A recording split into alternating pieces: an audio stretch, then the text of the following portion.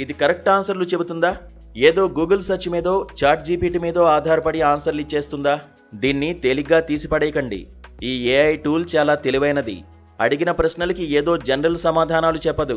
User అవసరాలకు తగినట్టు చాలా కస్టమైజ్డ్గా పనిచేస్తుంది.